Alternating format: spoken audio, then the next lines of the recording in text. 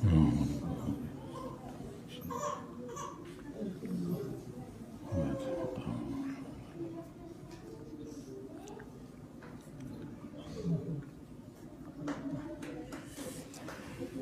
الحمد لله نحمده ونستعينه ونستغفره ونعوذ بالله من شرور أنفسنا ومن سيئات أعمالنا من يهده الله فلا مضل له ومن يضلل فلا هادي له وأشهد أن لا إله إلا الله وحده لا شريك له وأشهد أن محمدا عبده ورسوله يا أيها الذين آمنوا اتقوا الله حق تقاته ولا تموتن إلا وأنتم مسلمون يا أيها الناس اتقوا ربكم الذي خلقكم من نفس واحدة وخلق منها زوجها وبث منهما رجالا كثيرا ونساء واتقوا الله الذي تساءلون به والأرحام إن الله كان عليكم رقيبا يا أيها الذين آمنوا اتقوا الله وقولوا قولا سديدا يصلح لكم أعمالكم ويغفر لكم ذنوبكم ومن يطع الله ورسوله فقد فاز فوزا عظيما أما بعد فإن أصدق الكلام كلام الله وأحسن الهدي هدي محمد صلى الله عليه وسلم وشر الأمور محدثاتها وكل محدثة بدعة وكل بدعة ضلالة وكل ضلالة في النار من يطع الله ورسوله فقد رشد واهتدى ومن يعص الله ورسوله فقد ضل وغوى اللهم صل على محمد وعلى آل محمد كما صليت على إبراهيم وعلى آل إبراهيم إنك حميد مجيد اللهم بارك على محمد وعلى آل محمد كما باركت على إبراهيم وعلى آل إبراهيم إنك حميد مجيد سبحانك لا علم لنا إلا ما علمتنا إنك أنت العليم الحكيم رب اشرح لي صدري ويسر لي أمري واحلل عقدة من لساني يفقهوا قولي أما بعد فأعوذ بالله من الشيطان الرجيم من همزه ونفخه ونفثه بسم الله الرحمن الرحيم إن هؤلاء يحبون العاجلة ويذرون وراءهم يوما ثقيلا یہ لوگ دنیا کی زندگی سے محبت کیے بیٹھے ہیں اور اپنے پیچھے آنے والے بہت ہی بوجھل دن کو فراموش کیے بیٹھے ہیں۔ یہ قرآن حکیم کی آیت کریمہ جو آپ نے ترجمے کے ساتھ سن لی، یہ سورۃ الدہر سے رسول اللہ صلی اللہ علیہ وسلم کی ایک حدیث ہے، مسند احمد اور جامع ترمذی وغیرہ میں، الکیس من دان نفسہ وعمل لما بعد الموت والعاجز من اتبع نفسہ ہواها وتمنى علی اللہ۔ عقل مند انسان وہ ہے جو اپنا احتساب خود ہی کرتا رہے اور احتساب کے بعد ایسے کام شروع کر دے جو مرنے کے بعد کام آئیں گے، اور انتہائی عاجز اور احمق اور تھکا ہوا انسان وہ ہے جو اپنے نفس کی خواہشات کا پیروکار ہو اور اللہ تعالیٰ پر تمنائیں باندھے ہو کہ اللہ بڑا غفور الرحیم ہے، یا ایک بہلاوا دیتا ہو کہ بڑھاپے میں نیکیاں کر لیں گے، ریٹائرمنٹ کے بعد اعمال صالحہ اختیار کر لیں گے۔ فرمایا کہ جس شخص کی یہ سوچ ہے وہ انتہائی عاجز ہے اور انتہائی احمق ہے، بے وقوف ہے، اور عقل مند اور دانا انسان وہ ہے جو روزانہ اپنا حساب لے اور اس کے نتیجے میں ایسے عمل شروع کر دے جو مرنے کے بعد کام آئیں گے، کیونکہ مرنے کے بعد والا معاملہ بہت ہی سنگین ہے، اور ہمیں کچھ خبریں تو دی گئیں مگر ہم حقائق نہیں جانتے۔ نبی علیہ السلام کی حدیث لو انکم تعلمون ما اعلم لضحکتم قلیلا ولبکیتم کثیرا وما ضاجعتم نساءکم علی فرشکم۔ یہ آخرت میں کیا ہونے والا، یعنی مرنے کے بعد، من مات فقد قامت قیامتہ، جو انسان مر جاتا ہے اس کی قیامت قائم ہو جاتی اسی وقت۔ تو قیامت کے قائم ہونے کے بعد کیا کچھ ہونے والا ہے، جو کچھ میں جانتا ہوں اگر وہ تم جان لو تمہاری ہنسیاں بند ہو جائیں اور تم مستقل رونے بیٹھ جاؤ۔ وما ضاجعتم نساءکم علی فرشکم، اور جو تمہارے بستروں کی لذتیں ہیں وہ ساری بھول جاؤ۔ اور ایک حدیث میں ولا خرجتم من الصعودات تجأرون الی اللہ، کہ تم اپنے گھروں کو چھوڑ دو، شہروں کو چھوڑ دو اور جنگلات کا رخ کر لو اور وہاں مسلسل آہوزاری کرتے رہو۔ جو کچھ مجھے علم ہے، اگر وہ تمہیں علم ہو جائے یہ سارے یہ دنیا کی لذتیں اور یہ راحتیں سب تم بھول جاؤ، مستقل رونے بیٹھ جاؤ، یہ قہقہے بند ہو جائیں، ہنسیاں بند ہو جائیں، تو یقیناً یہ معاملہ بہت ہی سنگین ہے۔ یعنی قیامت کا وقوع جو ہے اس قدر ہولناک ہے۔ نبی علیہ السلام کی ایک حدیث ہے لو ان رجلا یجر علی وجہہ من یوم ولد الی یوم یموت حرما لحقرہ یوم القیامہ، ایک شخص اگر پیدا ہوتے ہی گھسیٹا جائے زمین پر، کانٹوں پر، کوئلوں پر، اور بڑھاپے کی موت تک گھسیٹا جائے، جس طرح بلال حبشی کو گھسیٹا گیا، عمار ابن یاسر کو گھسیٹا گیا، یہ اللہ کی راہ میں چہرے کے بل گھسیٹا جائے، پیدا ہونے سے لے کر بڑھاپے کی موت تک، اس سے بڑی کیا نیکی ہو سکتی؟ لیکن فرمایا لحقرہ یوم القیامہ، جب وہ قیامت کا وقوع دیکھے گا، قیامت کا منظر دیکھے گا تو اپنی اس نیکی کو حقیر جانے گا، میں نے کچھ بھی نہیں کیا، میں نے کچھ بھی نہیں کیا، چاہے وہ 100 سال کی عمر تک یہ سزا بھگتتا رہے اور یہ اذیت جھیلتا رہے، لیکن قیامت کے دن اپنے اس سارے عمل کو حقیر جانے گا۔ بلکہ اس سے بڑھ کر ملائکہ کی بات ہے، صدیوں اللہ کی عبادت کرنے والے، صدیوں لا یعصون اللہ ما امرہم، جو اللہ تعالیٰ کے کسی حکم کی نافرمانی نہیں کرتے، عباد مکرمون، ہمارے بڑے ہی معزز بندے ہیں، صدیوں اللہ کی عبادت کرنے والے، لیکن جب وہ قیامت کا چہرہ دیکھیں گے، عرض محشر کی طرف وہ بڑھیں گے، تو ان کی زبانوں پر یہ الفاظ ہوں گے کہ سبحانک ما عبدناک حق عبادتک، کہ یا اللہ تو پاک ہے، ہم تیری عبادت کا حق ادا نہیں کر سکے۔ صدیوں عبادت کرنے والے، جہاں نافرمانی کا تصور نہیں، جہاں اطاعت ہی اطاعت ہے، لیکن جب وہ قیامت کا چہرہ دیکھیں گے اور عرض محشر کی طرف اٹھائے جائیں گے تو ان کی زبان پر یہ جملے ہوں گے کہ تو پاک ہے، ہم تیری عبادت کا حق ادا نہیں کر سکے۔ تو اس سے غور کیجئے کہ ہمیں کس قدر ضرورت ہے اپنی آخرت کی طرف توجہ دینے کی۔ ہم جو دنیا میں منہمک ہیں تو آخرت کی تیاری کیوں نہیں کرتے؟ سنن نسائی کی حدیث ہے، ابو امامہ الباہلی کی روایت سے رضی اللہ عنہ،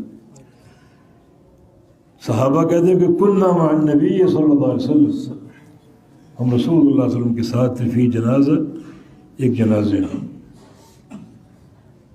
میت کو اٹھا کر قبرستان لے جا رہے تھے، نبی علیہ السلام بھی ساتھ تھے، میت کو رکھا گیا، قبر کھودی گئی، قبر کھودی جا رہی ہے اور اللہ کے پیارے پیغمبر قبر کے کنارے پر بیٹھ گئے اور اچانک آپ رونے لگے، آنسو جاری ہو گئے، حتی بلت سرا، حدیث کے الفاظ، حتیٰ کہ جو سامنے جو مٹی قبر کی کھدی ہوئی تھی وہ ساری تر ہو گئی، بھیگ گئی آپ کے آنسوؤں سے. اور فرمایا کہ لمثل ھذا فاعدوا، اس گھر کی تیاری کر کے آنا. یہ بات ہم سب سے کہی جا رہی، اس کی تیاری کو فراموش نہ کرنا، اس گھر کی تیاری کر کے آنا. ایک سائل نے پیغمبر علیہ السلام سے پوچھا متی الساعۃ یا رسول اللہ، یا رسول اللہ صلی اللہ علیہ وسلم قیامت کب آئے گی؟ فرمایا کہ وما اعددت لها، تم نے قیامت کی تیاری کیا کی؟ تمہاری جو غور و فکر کا محور ہے وہ یہ نہ ہو کہ قیامت کب قائم ہوگی، بلکہ یہ سوچو کہ تم نے کیا تیاری کی. وہ دن حق ہے، آ کر رہے گا، تم سب پر مسلط ہوگا، اور بغیر تیاری کے وہاں کامیابی کی کوئی صورت نہیں. تو یہ تم سوچو تم نے تیاری کیا کی. تو یہ اصل معاملہ ہے اس یوم آخرت کے بارے میں جو اللہ پاک فرما رہا ہے کہ ان ہؤلاء یحبون العاجلہ، یہ لوگ دنیا کی محبت لیے بیٹھے ہیں، دنیا کی محبت کا بت ان کے اندر راسخ ہوتا جا رہا ہے. وَيَذَرُونَ وَرَاءَهُمْ يَوْمًا ثَقِيلًا، اور اپنے بعد آنے والے اس بھاری اور بوجھل دن کو بالکل فراموش کر دیے. اس کی طرف نہ توجہ ہے نہ اس کی تیاری کی فکر ہے. اس کی تیاری کرو، اس کی تیاری کرو. بغیر تیاری کے آنا بڑا مہنگا پڑے گا. ان اجسامکم علی النار لا تقوی، تمہاری چمڑی جو ہے یہ جہنم کی آگ کو برداشت نہیں کر سکے گی، یہ جہنم کی آگ کو برداشت نہیں کر سکے گی. نارکم ھذہ جزء من 70 جزءا من نار جہنم، جو جہنم کی آگ ہے وہ قیامت کی آگ کے مقابلے میں 70 گنا زیادہ گرم ہے. دنیا کی آگ برداشت کر سکتے ہیں تو وہ کیسے برداشت ہوگی؟ اشتقت النار الى ربها فقالت یا رب اکل بعدی بعد. خود جہنم نے اللہ کے دربار میں شکوہ پیش کیا، یا اللہ تو نے اتنی تیزی میرے اندر بھر دی ہے کہ میری آگ مجھے کھا رہی. یہ جہنم کا کہنا ہے، میری آگ مجھے کھا رہی. یہ مسلسل شدت کی گرمی، اس قدر حدت اور شدت، یہ آگ مجھے کھا رہی. تب سے اللہ تعالیٰ نے جہنم کو 2 سانسیں دے دی. ایک سانس وہ اندر کھینچتی ہے اور ایک سانس باہر نکالتی. جو سانس باہر نکالتی ہے اس سانس کے نتیجے میں دنیا میں شدید ترین گرمی پھیل جاتی، اور جو سانس اندر کو کھینچتی ہے اس سانس کے نتیجے میں دنیا میں شدید ترین سردی پھیل جاتی. تو نہ وہ گرمی قابل برداشت ہے نہ وہ سردی قابل برداشت ہے. تو ما اعددتم لها، اس دن کو فراموش کیوں کیے بیٹھے ہو؟ کیا اس کے لیے تیاری کی؟ اس مختصر سے وقت میں ہم قیامت کے 3 مراحل کی تیاری کے قواعد آپ کے سامنے بیان کریں گے. بڑے ہولناک ہیں، جو تینوں مراحل بڑے ہولناک ہیں. ایک اللہ تعالیٰ کے سامنے کھڑا ہونا حساب و کتاب کی، جس سے کسی کو مفر نہیں. اس عدالت میں پیشی ہوگی ہر ایک کی. فَلَنَسْأَلَنَّ الَّذِينَ أُرْسِلَ إِلَيْهِمْ وَلَنَسْأَلَنَّ الْمُرْسَلِينَ. ہم جس طرح ہر امت کے ہر فرد کو سامنے کھڑ کے سوال کریں گے، اسی طرح ہر امت کے نبی کو بھی سامنے کھڑا کر کے سوال کریں گے. جہاں انبیاء نے پیش ہونا ہے اور کوئی چارہ کار نہیں، تو ہم جیسے لوگ کہاں بچ سکیں گے؟ کیسے بچاؤ ہوگا؟ سوال سب سے ہونا ہے. اس عدالت کی پیشی کا سامنا سب کو ہے، تو اس کی تیاری کر کے آؤ. اس کی تیاری کے قواعد آپ کو معلوم ہونے چاہیے. اللہ تعالیٰ کے سامنے پیشی کا تصور جو بڑا ہولناک ہے، جو حدیث شفاعت میں انبیاء کی باتیں ہیں، ان پر کبھی غور کیا آپ نے؟ جب لوگ ڈھونڈیں گے کوئی سفارش کرے حساب و کتاب شروع کرنے کی، ایک بالکل ابہام کی کیفیت ہے، کچھ پتہ نہیں کیا ہونے والا ہے، تو کم از کم حساب و کتاب تو شروع ہو. حساب و کتاب کے انتظار میں کئی صدیاں گزر جائیں گی. تو لوگ آدم علیہ السلام کے پاس جائیں گے، نوح علیہ السلام کے پاس جائیں گے، ابراہیم علیہ السلام کے پاس جائیں گے لیکن سارے خوف سے کانپ رہے ہیں، ہم اللہ تعالیٰ کے سامنے کیسے جائیں، سفارش کیسے کریں؟ ہمیں اللہ تعالیٰ کی عدالت میں پیشی کا اور اللہ کے ایک سوال کا سامنا ہے، حالانکہ وہ سوال اس کا تصفیہ ہو چکا ہے دنیا میں۔ آدم علیہ السلام نے وہ دانہ کھا لیا تھا جس سے اللہ نے روکا، اور اللہ نے معاف کر دیا، توبہ کی، اللہ نے معاف کر دیا، مگر پھر اللہ نے بلانا ہے، پوچھنا ہے کہ تم نے وہ دانہ کیوں کھایا، حالانکہ معاملہ صاف ہو چکا ہے، مگر پھر بھی یہ خوف کا عالم۔ نوح علیہ السلام اپنے بیٹے کے لیے دعا کر دی، اللہ تعالیٰ نے دنیا میں معاف کر دیا تھا، آئندہ کے لیے تنبیہ کر دی کہ آئندہ اگر اپنے مشرک بیٹے کے لیے دعا کی تو آپ کو جاہرین کے صف میں کھڑا کر دوں، نبوت کا منصب چھین لوں گا۔ آئندہ کبھی دعا نہیں کی تو معاملہ صاف ہو چکا، مگر پھر بھی اس عدالت میں پیشی کا ڈر۔ سارے نبی کیا کہیں گے؟ ان ربنا قد غضب اليوم غضبا لم يغضب قبله مثله ولن يغضب بعده مثله۔ ہم کیسے سامنا کریں؟ ہمارا رب آج غصے میں ہے، اسے ایسا غصہ آج سے قبل کبھی نہیں آیا اور آج کے بعد کبھی نہیں آئے گا۔ کیسے ہم سامنے جائیں، کیسے بات کریں، کیسے سفارش کریں؟ اور بالآخر یہ مقام سید الاولین والآخرین محمد مصطفیٰ علیہ السلام کو نصیب ہو۔ وہ صاحب شفاعت ہیں اور صاحب مقام محمود ہیں، وہ سفارش کریں گے تو اللہ تعالیٰ آئے گا۔ وجاء ربک والملک صفا صفا، آئے گا تیرا رب اور آئیں گے فرشتے بھی قطار اندر قطار۔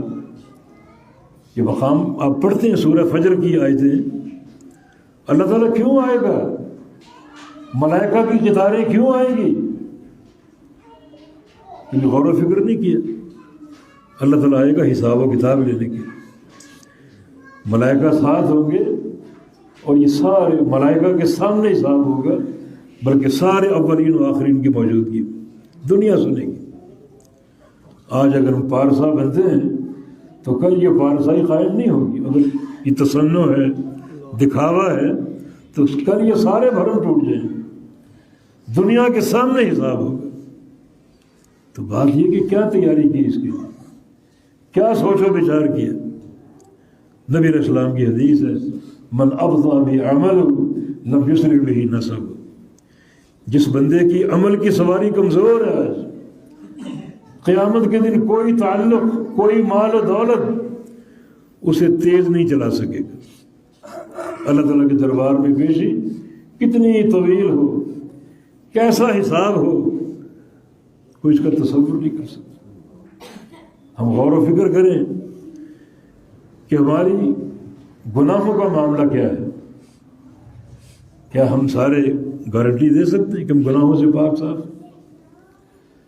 یہ کیسے دعویٰ کر سکتے ہیں ہم گناہوں سے پاک صاف ہیں؟ تو گناہوں کا حساب ہو۔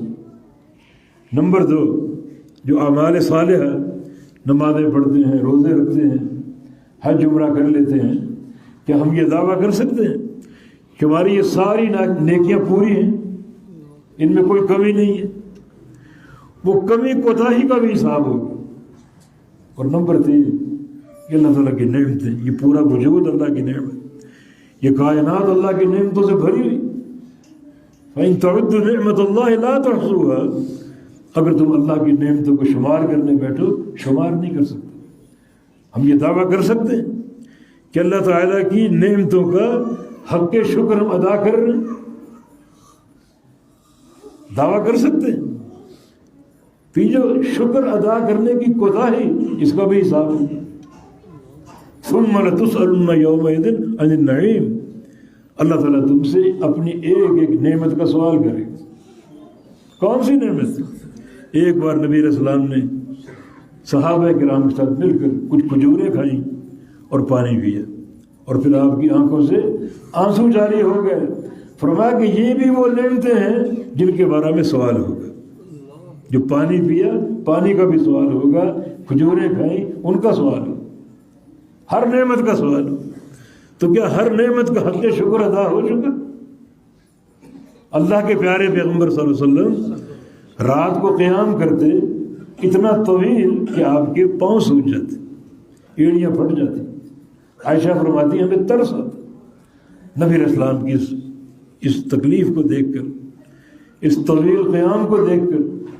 ایک بار ہم نے عرض کیا کہ آپ تو اللہ تعالیٰ کے مقربین میں سے ہیں، آپ کے تو تمام اگلے پچھلے گناہ معاف ہیں، گناہ تو ہے ہی نہیں، معافی کے فائدے اللہ کے موجود ہیں، قدم قدم پر جنت کی بشارتیں ہیں، پھر اتنا طویل قیام کیوں کرتے ہیں؟ فرمایا کہ افلا اکون عبدا شکورا، میں اللہ کا شکر گزار بندہ نہ بنوں؟ شکر گزار بندہ، اللہ کے نبی اللہ کا شکر ادا کر رہے ہیں، وہ اللہ کے نبی جن کے گھر میں 3 چاند چولہا نہیں چلتا تھا، پیٹ پر پتھر باندھنے والے، اللہ تعالیٰ کی ان نعمتوں کا بھی ایسا شکر کہ طویل قیام ہو رہے، پاؤں میں ورم پڑ جاتا، ایڑیاں پھٹ جاتی۔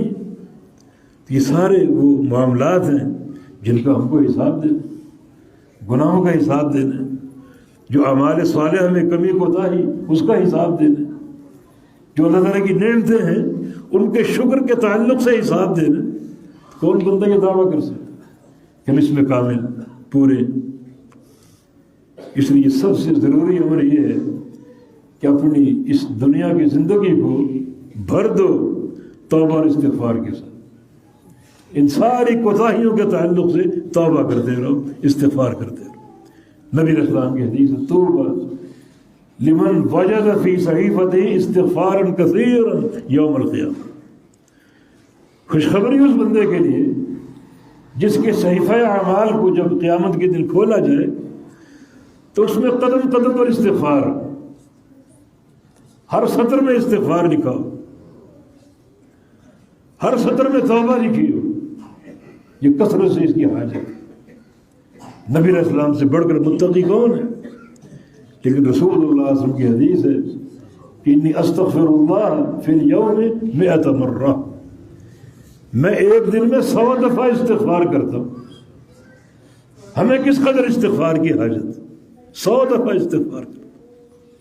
وَإِنَّهُ لَيُغَانُ عَلَىٰ قَلْبِي وَإِنِّي أَسْتَغْفِرُ اللَّهَ 100 مرہ۔ کبھی کبھی میں بھی اپنے دل پر ایک غبار سا محسوس کرتا ہوں تو 100 دفعہ استغفار کر ڈالتا ہوں۔ عبداللہ بن عمر کی روایت ہے، ہم نبی علیہ السلام کے ساتھ بیٹھے ہوئے تھے، اچانک آپ نے استغفار شروع کر دی۔ الفاظ کیا تھے؟ رب اغفر لی وتب علی انک انت التواب الرحیم۔ آپ یہ الفاظ کہہ رہے ہیں، ہم گنتے جا رہے ہیں، اللہ کے پیارے نبی نے 100 دفعہ یہ الفاظ کہے، رب اغفر لی وتب علی انک انت التواب الرحیم۔ یا اللہ مجھے بخش دے، یا اللہ مجھے توبہ کی توفیق دے اور میری توبہ قبول کر لے۔ تو توبہ قبول کرنے والا ہے اور رحیم ہے، رحم کرنے والا ہے۔ یہ الفاظ آپ نے 100 بار دہرائے۔ تو کس قدر ہمیں استغفار کی حاجت ہے؟ جو سب سے زیادہ کامیابی کا راستہ ہے وہ استغفار۔ اس کے مواقع اللہ تعالیٰ نے بے شمار عطا فرما دی۔ یمد یدہ باللیل لیتوب مسیء النہار، رات شروع ہوتی ہے اللہ اپنا ہاتھ پھیلا دیتا ہے تاکہ دن کے اجالے میں گناہ کرنے والا مجھ سے توبہ کرے، ہاتھ پھیلا دیتا ہے۔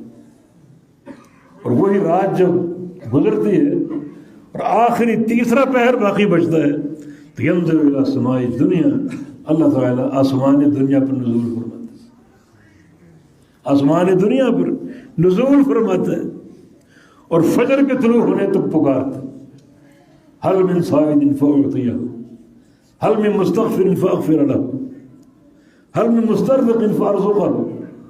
فجر کے طلوع ہونے تک پورا جو آخری تیسرا پہر ہے، آخری تہائی رات ہے، اللہ تعالیٰ پکار رہا۔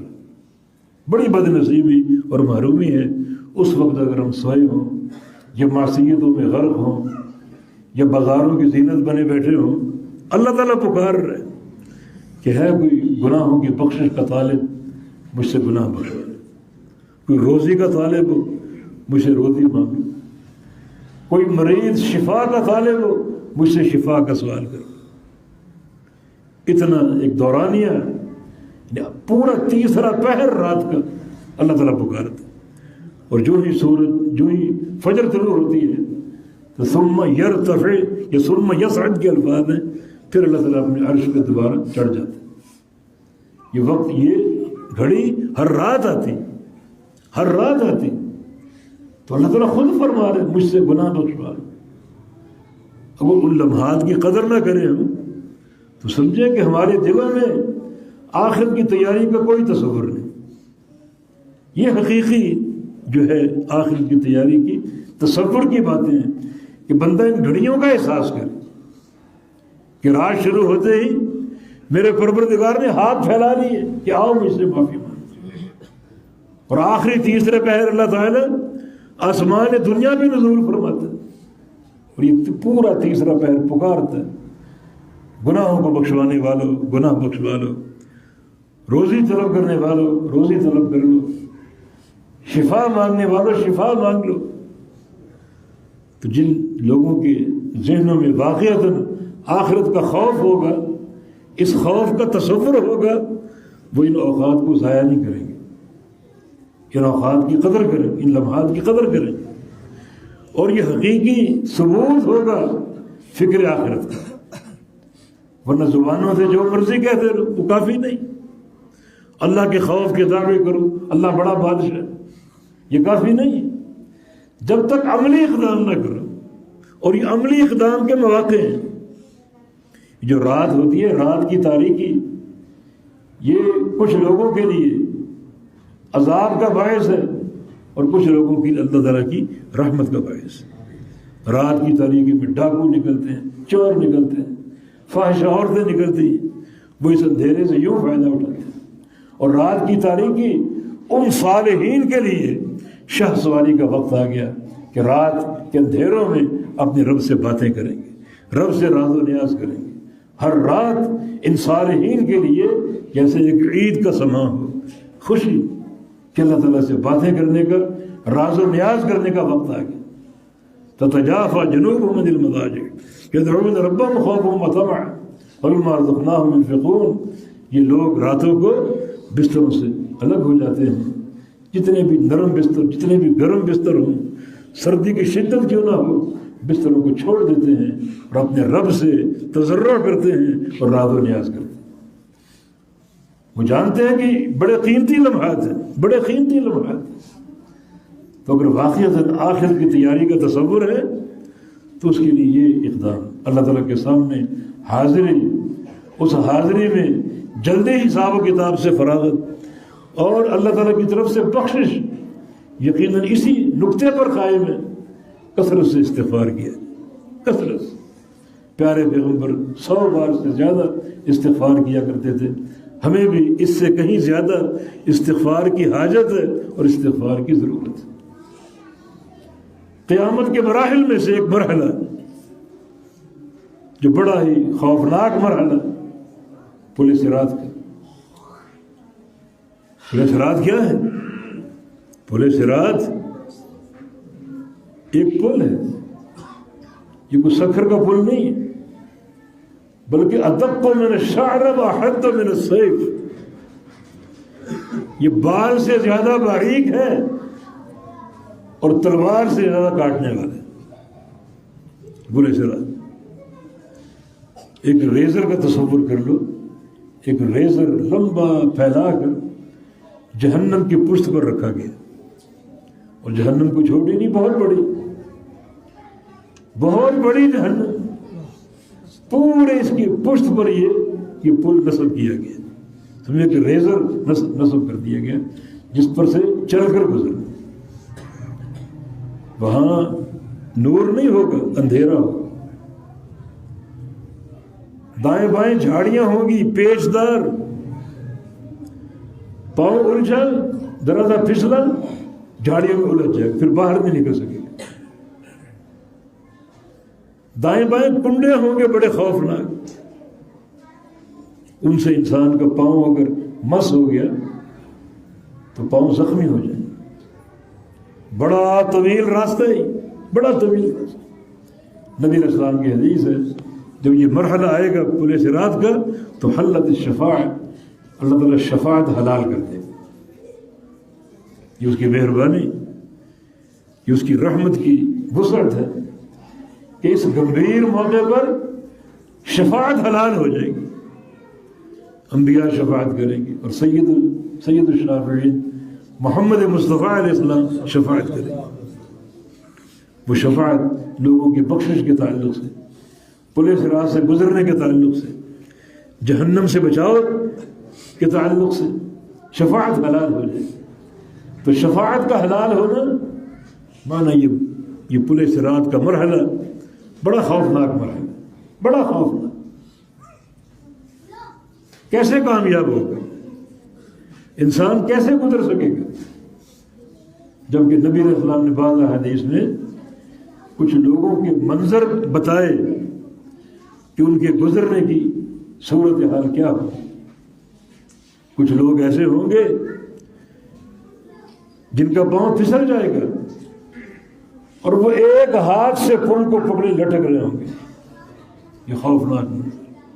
اور کچھ لوگ ایسے ہوں گے جن کا ہاتھ پھسل جائے گا اور وہ ایک پاؤں کے سہارے سے اس پل صراط سے چمٹے ہوں، کھڑے ہوں، چیخ رہے، چلا رہے۔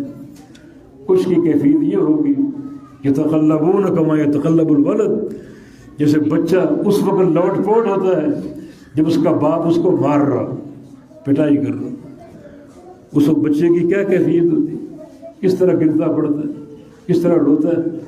اس طرح بعض لوگوں کی کیفیت ہوگی جیسے ان کو باقاعدہ مار لگائی جا رہی، لوٹ پوٹ ہو رہے ہوں گے، اور پھر اس پل کو چل کر عبور کرنا۔ اس کے لیے قاعدہ کیا ہے؟ قاعدہ توحید باری تعالی، یثبت اللہ الذین آمنوا بالقول الثابت فی الحیات الدنیا وفی الآخرہ۔ اللہ رب العزت قول ثابت کی برکت سے ثابت قدمی عطا فرمائے گا۔ یہاں دو چیزوں کی ضرورت ہے، ایک قدموں کا ثبات، قدم جم جائیں، پھسلنے نہ پائیں، دوسرا تیزی سے قدموں کا بڑھنا، قدموں کا اٹھنا، تیزی سے چلنا۔ نبی علیہ السلام کے فرامین کے مطابق کچھ لوگ آندھی کی طرح گزر جائیں گے، بجلی کی طرح گزر جائیں گے، اللہ ہمیں ان میں شامل فرمائے۔ کچھ لوگ جو ہیں وہ تیز رفتار گھوڑے کی طرح گزر جائیں گے۔ تو ایک تیزی مطلوب ہے، دوسرا قدموں کا ثبات مطلوب ہے، قدم پھسل نہ جائے۔ اور قدموں کا ثبات جو ہے، اس کے لیے جو ضروری قاعدہ وہ توحید باری تعالیٰ کا۔ آج اگر توحید میں پختگی ہے، توحید میں مضبوطی ہے اور توحید کا سچا فہم ہے، تو یہ فہم تمہیں وہاں ثبات فراہم کرے گا، بلکہ ہر مقام پر ثبات دے گا، ہر مقام پر ثابت قدمی دے گا۔ قبر میں جاؤ گے، فرشتے پوچھیں گے، سوال جواب کریں گے، تو جواب دیتے ہوئے اللہ تعالیٰ ثابت قدمی عطا فرما دے گا۔ اگر توحید راسخ ہے تو اللہ تعالیٰ ثابت قدمی دیتا ہے قول ثابت کی برکت سے۔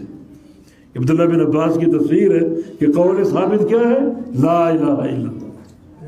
یہ لا الہ الا اللہ، اس کلمے کا اقرار ہو، اس کا اعتراف ہو، اس کا ذکر ہو، اس کے معنی کا فہم ہو، اور اس فہم کے تقاضوں پر پوری طرح عمل کرنے والا، ڈٹ جانے والا، یہ لا الہ الا اللہ کے تقاضے، اس کا ذکر بھی ہو، اس کا فہم بھی ہو، اور اس کے جملہ تقاضے، اس کو پھیلانے کا، دعوت کا اہتمام بھی ہو۔ لا الہ الا اللہ، اللہ تعالیٰ لا الہ الا اللہ جو قول ثابت ہے، اس کی برکت سے ثبات دے گا، قدموں کو پختگی عطا فرما دے گا، قدموں کو جما دے گا، وہ قدم ڈگمگائیں گے نہیں، پھسلیں گے نہیں، بلکہ اللہ رب العزت اس طرح جو ہے وہ قدموں کا ثبات دے دے گا اگر ایک انسان لا الہ الا اللہ پر محنت کرتا۔ اور ایسے بھی لا الہ الا اللہ ایک محدث سفیان ثوری رحمہ اللہ، ان کا قول ہے کہ لیس شیء اقطع لظہر ابلیس من قول لا الہ الا اللہ، کہ سب سے زیادہ بندے کے جس عمل سے ابلیس کی کمر ٹوٹتی ہے وہ اس کا لا الہ الا اللہ پڑھنا ہے۔ جتنا وہ اس کلمے کا ذکر کرتا ہے، لا الہ الا اللہ، لا الہ الا اللہ، لیکن پورے فہم کے ساتھ یہ کلمہ کیا ہے، اس کا معنی کیا ہے، اس کی بنیادیں کیا ہیں، توحید کے ارکان کیا ہیں، پورے فہم کے ساتھ جب وہ ذکر کرتا ہے لا الہ الا اللہ کا تو سب سے زیادہ شیطان ذلیل بھی ہوتا ہے اور اس کی کمر ٹوٹتی. کثرت سے یہ کلمہ پڑھ کر کثرت سے یہ کلمہ پڑھ کر ابلیس کی کمر توڑو، اس کو کمزور کرو، اس کو ماندہ کرو، ماندہ کر کے پچھاڑ دو اس کو. تمہیں ورغلانے کے قابل نہ رہے، وسوسے پیدا کرنے کے قابل نہ رہے، کیونکہ اس کائنات میں سارے شر کی بنیاد جو ہے وہ ابلیس ہے. ابلیس اگر طاقتور اور تم کمزور ہو تو تم پر حاوی آ جائے گا، تم پر غالب آ جائے گا. اور اگر تم طاقتور ہو، ابلیس کمزور ہے، شیطان کمزور ہے، تم اس پر حاوی آ جاؤ گے، تم اس کو بچھاڑ دو گے. اور سب سے زیادہ ابلیس کی کمر جس عمل سے ٹوٹتی ہے وہ لا الہ الا اللہ کا ذکر. ذکر صحیح ہو، لا الہ الا اللہ. انسان کسی مجلس میں موجود ہے اور اللہ کا ذکر کر رہا ہے، تنہائی میں ذکر کر رہے، خفیہ ذکر کر رہے، جہرن ذکر کر رہے، لیکن اجتماعی ذکر کی مثال نہیں ملتی حلقے بنا کر.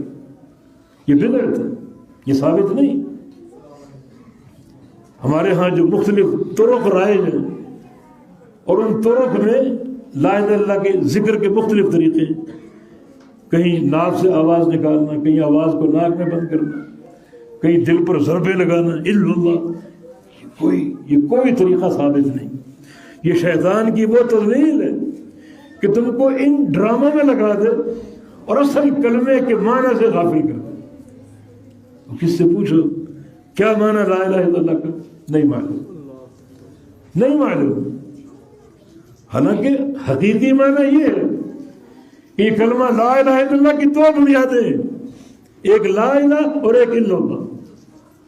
لا الہ بنیاد نفی کی، جس کا معنی کوئی معبود نہیں، کوئی نہیں، نہ کوئی زندہ، نہ کوئی مردہ، نہ زمین کے اوپر نہ زمین کے اندر، نہ کوئی فضاؤں میں، کہیں نہیں، کوئی معبود نہیں. یہ نفی.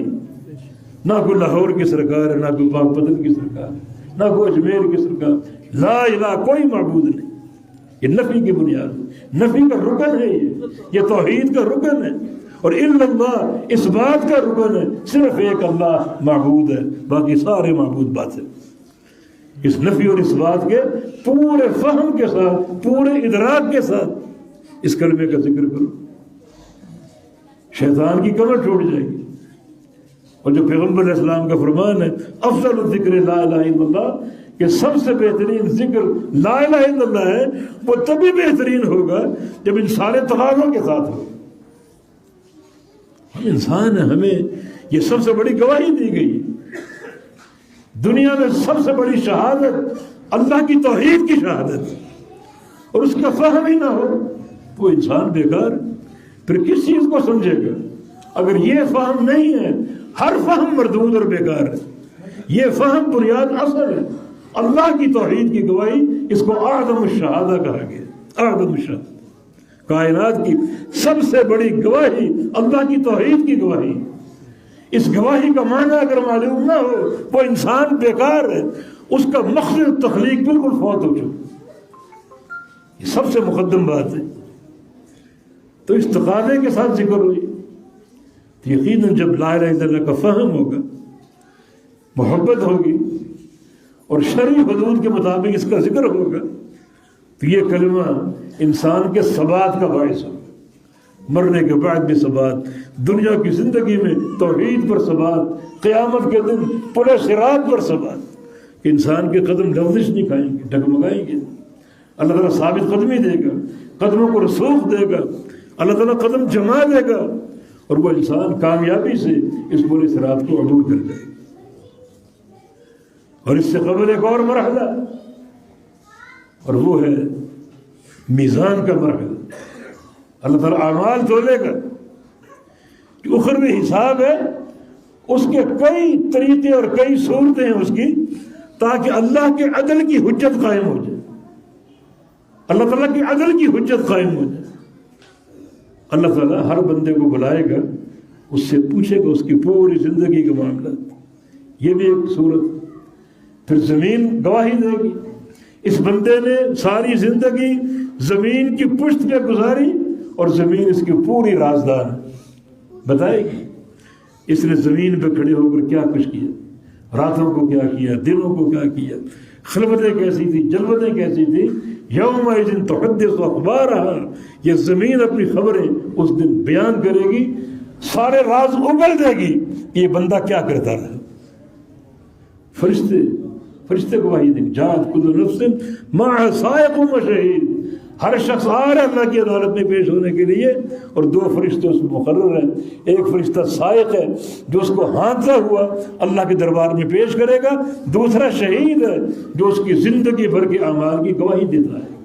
دنیا سنے گی یہ بندہ جو جا رہا ہے اس کا یہ عمل، اس کی یہ کرتوت، اس کا یہ کردار، اس کا یہ عمل گواہی دیتے ہوئے آئیں گے اور پوری دنیا سنے گی۔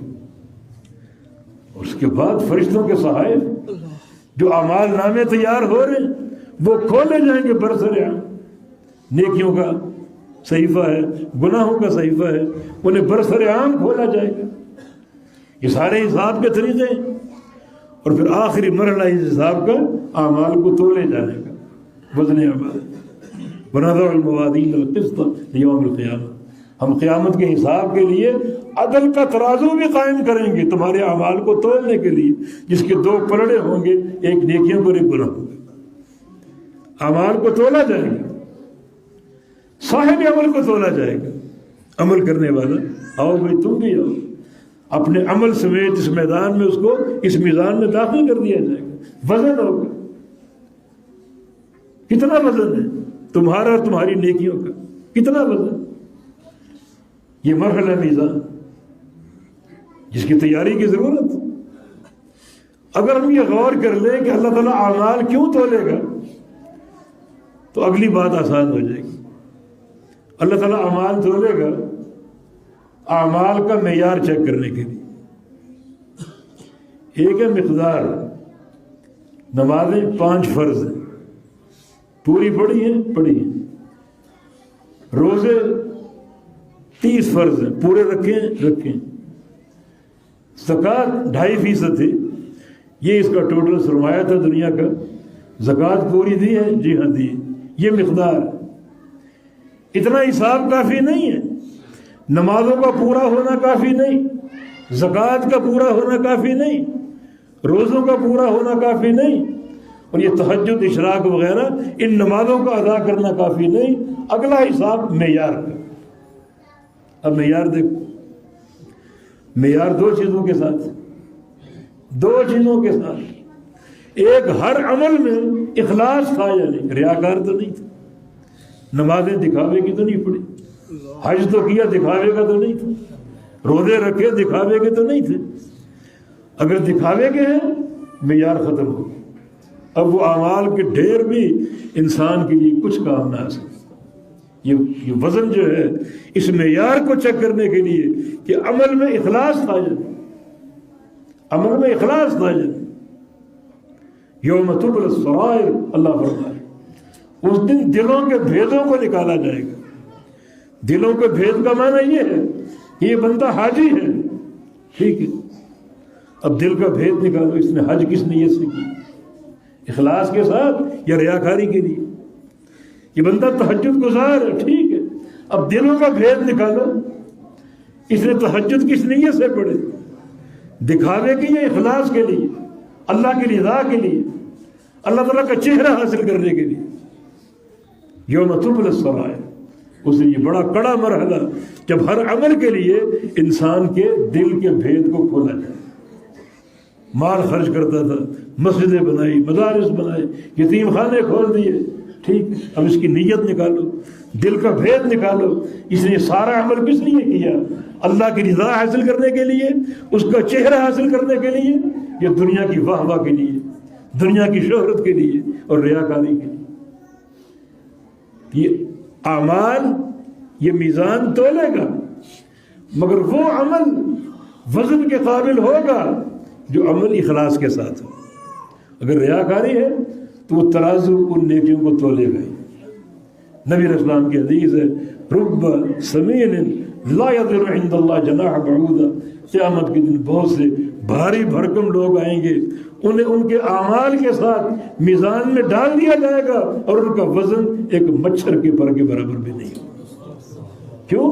نیکیاں کی ہیں مگر ریاکاری، دکھاوا، شہرت پسندی، دنیا کی تشہیر ایک مچھر کے پر کے برابر۔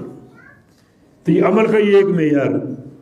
دوسرا معیار یہ ہے کہ یہ عمل اس نے کیا تو ہے، تہجد پڑھی، اشراق پڑھی اور کیا کچھ پڑھتا رہا، مگر یہ عمل میرے پیارے حبیب کی سنت اور طریقے کے مطابق ہے یا نہیں۔ 100 سال کا نمازی مگر اس کی نمازیں نبی علیہ السلام کی سنت کے مطابق ہیں یا نہیں۔ 50 حج کیے ہیں، اس کے حج اللہ کے پیغمبر کے طریقے کے مطابق ہیں یا نہیں۔ 100 سال کے روزے اس کے کھاتے میں، مگر وہ روزے اللہ کے حبیب کی سنت کے مطابق ہیں یا نہیں۔ ہر عمل کے تعلق سے یہ دیکھا جائے گا۔ یہ میزان اس وقت تک کسی نیکی کو نہیں تولے گا جب تک وہ نیکی پیغمبر علیہ السلام کے طریقے کے مطابق ثابت نہ ہو۔ اور آپ جانتے ہیں جب میزان پر اعمال تولے جائیں گے تو صاحب المیزان کون ہوگا؟ ترازو پر کس فرشتے کی ڈیوٹی ہوگی؟ جبریل علیہ السلام۔ جبریل کون ہے؟ امین الوحی، وحی لانے والے۔ ان سے بڑھ کر وحی کا حافظ اور عالم کون ہو سکتا ہے؟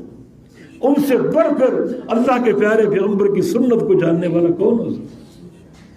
جب اعمال تولے جائیں گے جبریل امین نہیں جانتے کہ یہ عمل کس امام کے طریقے پر ہے، کس بزرگ کے طریقے پر ہے، کس پیر کے طریقے پر، کسی کو نہیں جانتے۔ وہ ایک ہی بات جانتے ہیں کہ یہ عمل اللہ کے حبیب کے طریقے پر ہے یا نہیں، جو وحی لے کر آئے اللہ تعالیٰ کی طرف سے۔ یقیناً وہ انسان خوش نصیب ہے جس کے سارے عمل کا محور، ہر عمل کی بنیاد جو ہے اس پیغام پر ہو جو پیغام عرش الہی سے آئے۔ اس سے بڑی کوئی سعادت ہے؟ ایک انسان اسی چیز پر قائم ہو جائے، بڑے ٹھوس طریقے سے اسی عمل کو کرنا ہے جو عرش الہی سے ہے۔ وہ عمل نہیں جو زمین والوں نے بنا کر دے دی، فلاں پیر صاحب نے یہ کہا، فلاں امام صاحب نے یہ کہا، فلاں برادری میں یہ ہے، فلاں باپ دادا نے یہ کیا۔ یہ کوئی نہ ذوق ہے اور نہ یہ عمل قابل قبول۔ یہ میزان کس عمل کو تولے گا؟ جو عمل مطابق ہو اللہ کے پیارے پیغمبر کی سنت اور اللہ کے پیارے پیغمبر کے طریقے۔ موٹے سادے انسان عمل کے ساتھ تولے جائیں گے۔ بخاری کی حدیث آپ نے سن لی، سارا وزن مچھر کے پر کے برابر بھی نہیں، کیونکہ عمل میں عمل موجود ہے لیکن یا تو اخلاص نہیں ہے یا پیغمبر علیہ السلام کی سنت کی اتباع نہیں۔ ایک بار رسول اللہ صلی اللہ علیہ وسلم نے عبداللہ بن مسعود سے کہا ہمارے لیے مسواک توڑ کر لاؤ۔ مسواک توڑنے چھوڑے درخت، تو ان کی پنڈلی صحابہ نے دیکھی، پتلی دبلے پتلے سے لاغر، اور صحابہ ہنس پڑے۔ نبی علیہ السلام یہ بھانپ گئے، یہ مذاق بھانپ گئے۔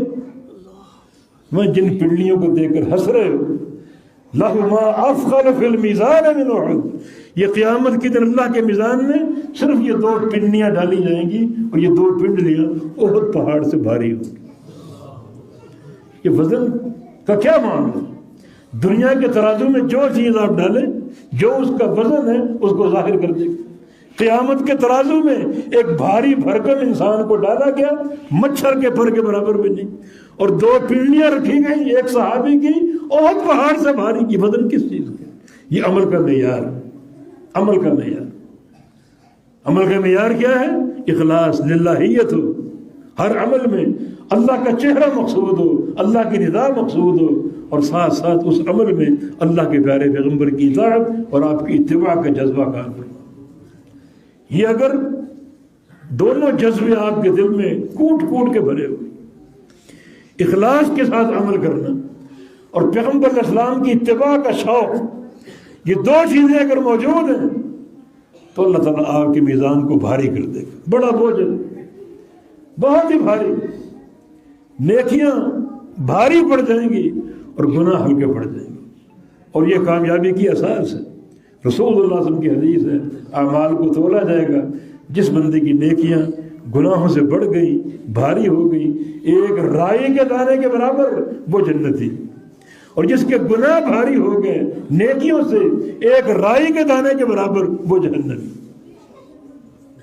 تو کتنا دقیق حساب ہے۔ اس مرحلے کی تیاری کا تقاضا کیا ہے؟ یہ دو قاعدے، عمل کرو، ہر عمل میں اخلاص کو قائم رکھو اور پیغمبر اسلام کی اتباع کو قائم رکھو۔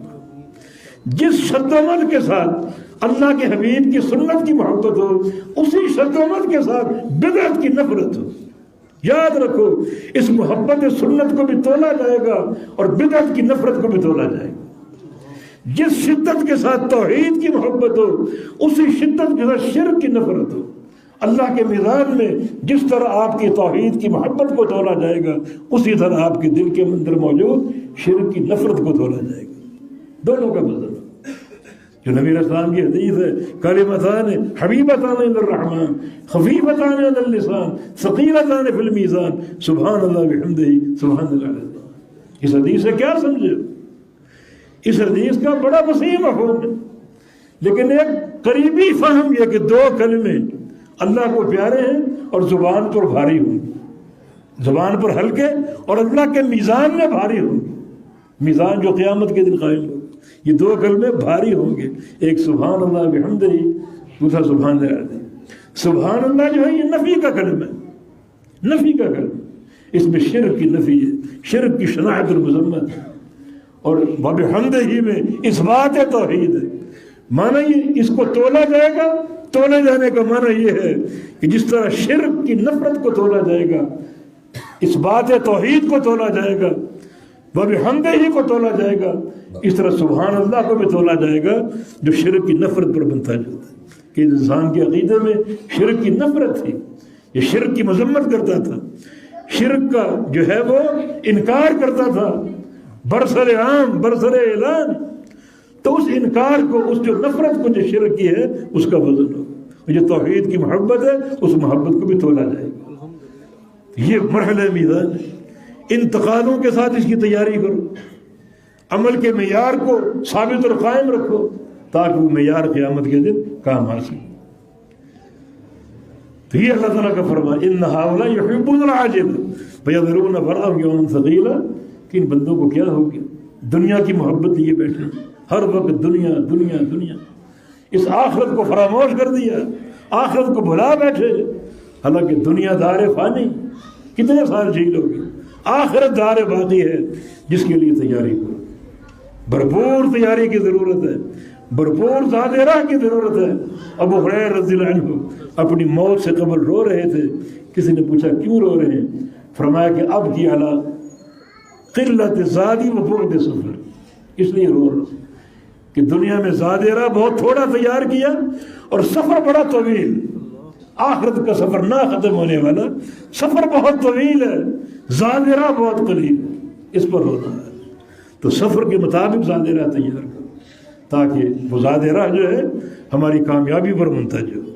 تو اللہ تعالیٰ ہمیں تقویٰ کے تقاضے پورے کرنے کی توفیق عطا فرمائے، توحید کے تقاضے پورے کرنے کی توفیق عطا فرمائے۔